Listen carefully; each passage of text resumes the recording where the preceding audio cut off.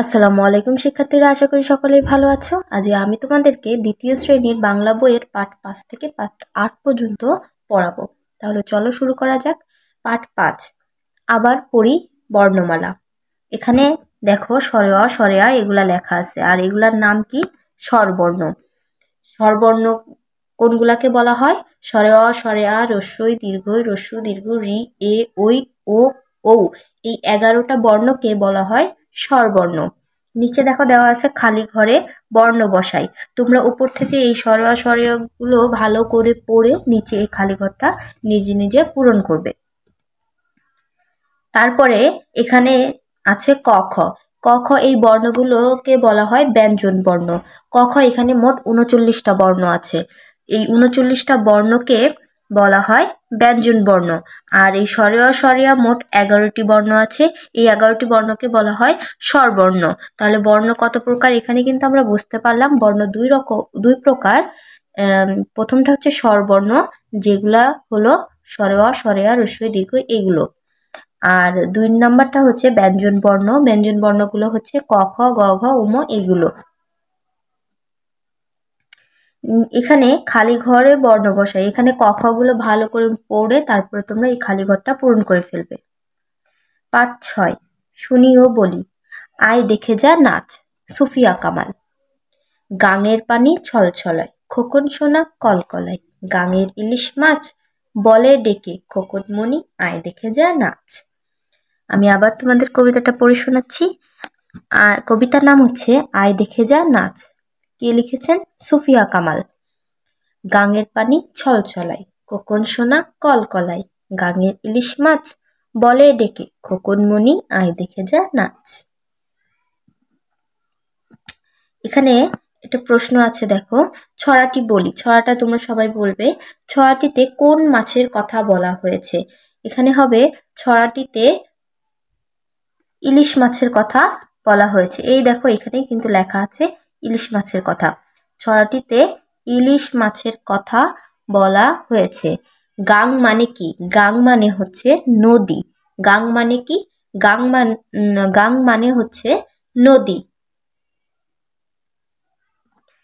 পাঠ 7, কার চিহ্ন দিয়ে শব্দ বানাই।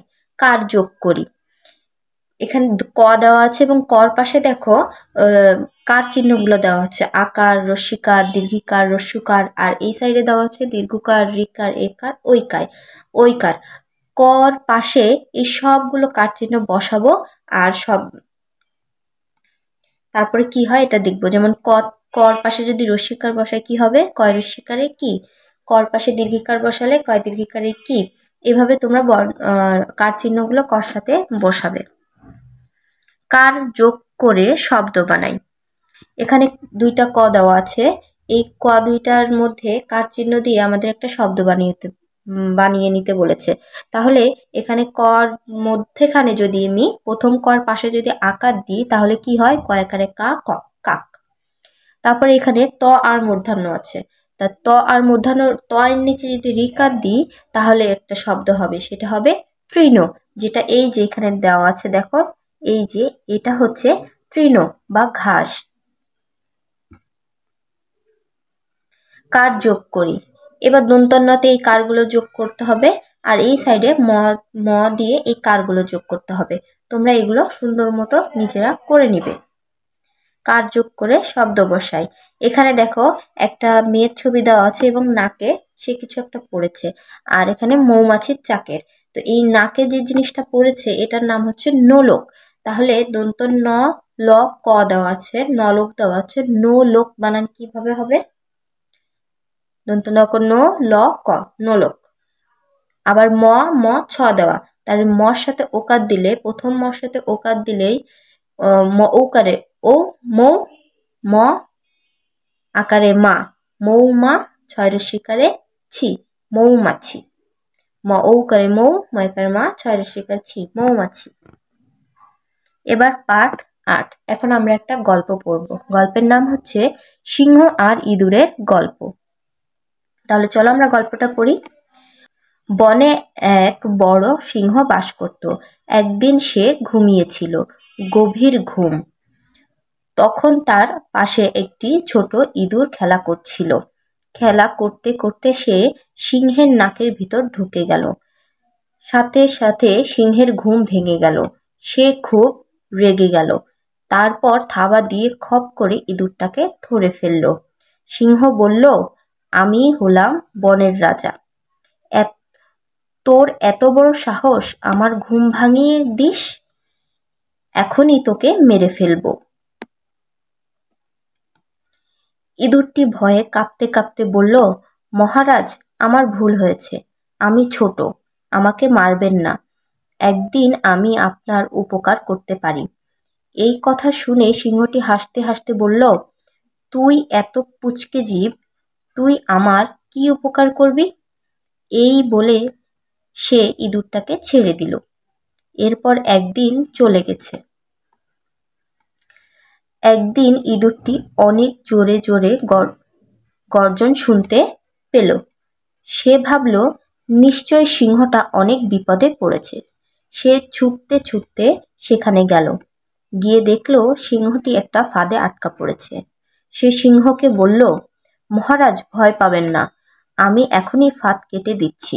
এই বলে সে ফাঁদের দড়িগুলো কুটকুট করে কেটে দিল। আর সাথে সাথে সিংহটি মুক্তি পেল। মুক্তি পেয়ে সিংহটি খুব খুশি হলো। সে ইঁদুরটাকে বলল, ছোটরাও অনেক বড় উপকার করতে পারে। এরপর সিংহ আর ইঁদুর দুজনে খুব ভালো বন্ধু হলো। দেখো, গল্পটা শেষ হয়ে গেল। এবার নিচে বলি কিছু প্রশ্ন লেখা আছে। 1 নাম্বার হচ্ছে, সিংহের ঘুম ভেঙে গেল কেন? 2, বনের রাজা কে? 3, কে ফাঁদে আটকা পড়েছিল? 4, সিংহকে কে বাঁচালো? 5, ইঁদুর কিভাবে সিংহকে বাঁচালো? তাহলে চলো আমরা এই প্রশ্নের উত্তরগুলো লিখে নিই। দেখো, এখানে আমি প্রশ্নের উত্তরগুলো লিখে নিয়েছি। এখন তোমাদেরকে পড়ে শোনাচ্ছি। প্রশ্ন নাম্বার 1, সিংহের ঘুম ভেঙে গেল কেন? উত্তর, ইঁদুর সিংহের নাকের ভিতরে ঢুকে যাওয়ায় সিংহের ঘুম ভেঙে গেল। 2, বনের রাজা কে? বনের রাজা সিংহ। 3, কে ফাঁদে আটকা পড়েছিল? উত্তর হবে, সিংহ ফাঁদে আটকা পড়েছিল। 4 নং প্রশ্ন হচ্ছে, সিংহকে কে বাঁচালো? সিংহকে ইঁদুর বাঁচালো। 5 নম্বর প্রশ্ন হচ্ছে, ইঁদুর কিভাবে সিংহকে বাঁচালো? ইঁদুর তার দাঁত দিয়ে ফাঁদের দড়ি কেটে দেওয়ার মাধ্যমে সিংহকে বাঁচালো। আমি আবার পড়ে শোনাচ্ছি। প্রশ্ন 1, সিংহের ঘুম ভেঙে গেল কেন? উত্তর, ইঁদুর সিংহের নাকের ভিতর ঢুকে যাওয়ায় সিংহের ঘুম ভেঙে গেল। প্রশ্ন 2, বনের রাজা কে? উত্তর, বনের রাজা সিংহ। 3 নম্বর প্রশ্ন হচ্ছে, কে ফাঁদে আটকা পড়েছিল? সিংহ ফাঁদে আটকা পড়েছিল। 4 নম্বর প্রশ্ন, সিংহকে কে বাঁচালো? সিংহকে ইঁদুর। উত্তর হবে, সিংহকে ইঁদুর বাঁচালো। 5 নম্বর প্রশ্ন, ইঁদুর কিভাবে সিংহকে বাঁচালো? উত্তর, ইঁদুর তার দাঁত দিয়ে ফাঁদের দড়ি কেটে দেওয়ার মাধ্যমে সিংহকে বাঁচালো। এই যে এখানে উত্তরগুলো শেষ হয়ে গেল। আজকে এই পর্যন্তই তাহলে শিক্ষার্থীরা। তোমরা প্রশ্নের উত্তরগুলো ভালো করে পড়ে মুখস্থ করে লিখবে, আর এই ফাঁকা ঘরগুলো কিন্তু অবশ্যই নিজেরা পূরণ করে ফেলবে। কবিতাটা মুখস্থ করে ফেলবে।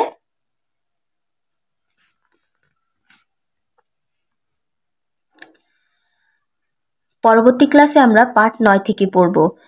আমার পড়া যদি তোমাদের ভালো লেগে থাকে তাহলে পরবর্তী ক্লাস পাওয়ার জন্য অবশ্যই চ্যানেলটা সাবস্ক্রাইব করে রাখবে। আর পড়ায় যদি কোনো অসুবিধা হয়, তোমার পড়া বুঝতে কোনো অসুবিধা হলে অবশ্যই আমাকে কমেন্ট করে জানাবে। আর তোমরা কোন সাবজেক্টের পড়া আগে চাও সেটাও আমাকে কমেন্ট করে চাইলে জানাতে পারো। তাহলে সকলেই ভালো থাকবে। ধন্যবাদ সকলকে।